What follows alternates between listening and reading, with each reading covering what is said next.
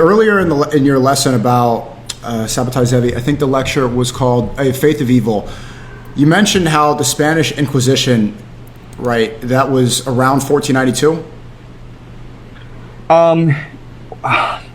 No, that was the year of the expulsion. So 1492 is when the Jews were expelled from Spain. Mm-hmm. And this was a traumatic event for Jews, because if there's one place in the world at this time that Jews felt safe and at home, it was Spain, okay?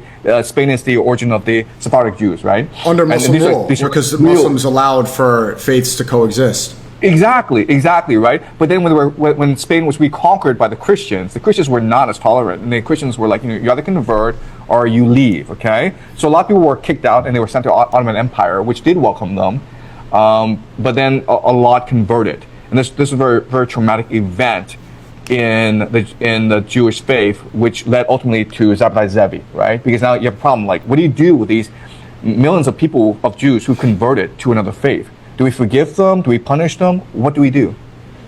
Okay. So the theory now that I'm seeing, you didn't mention this in your lecture, but I was looking it up during it, was that Christopher Columbus, he was expelled, or he was in Spain during the Spanish Inquisition.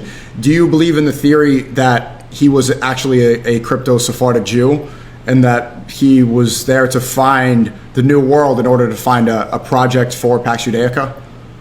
Look, I'll tell you something really, really funny, but a lot of the people involved in the Spanish Inquisition, the Grand Inquisitors, also Jews, were crypto Jews. Yeah. So they were. Yeah. So what's the point of that? Why kick out their own people?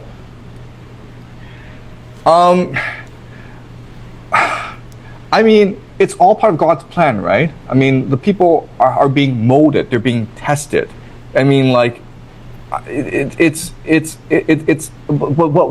matters is survival of the people. What matters is survival of the faith. Okay, like for 1,000 years, different empires have tried to destroy the Jewish faith. The Romans were horrific in their crimes, right? That was a Holocaust, really.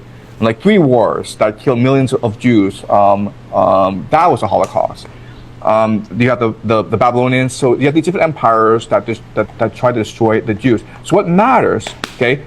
God's real plan is for the Jewish faith to persist, even though it may involve sacrifice of millions of Jews as well, right? So what matters is that the elite survive, because the elite are the transmitters of this culture.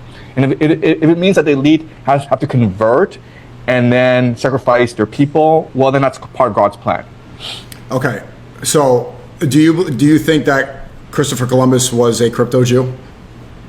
I think it's possible. I haven't looked into. Yeah. Right, but ultimately, it's the small percent, the 1% of the elite that are in control, playing both sides, and essentially, a lot of them are Frankists. They are trying to use God's will, or to act like they are God on earth. Yep, because only they know the true plan, right? Only they have the courage to implement God's plan. Because if God's plan involves the death of like 99% of humanity, like, are you okay with doing God's will, right? They are, because they're strong, because they have real faith. We're not. We're just ordinary people. Mm-hmm. So we're cattle, right? So we shouldn't criticize them. Right.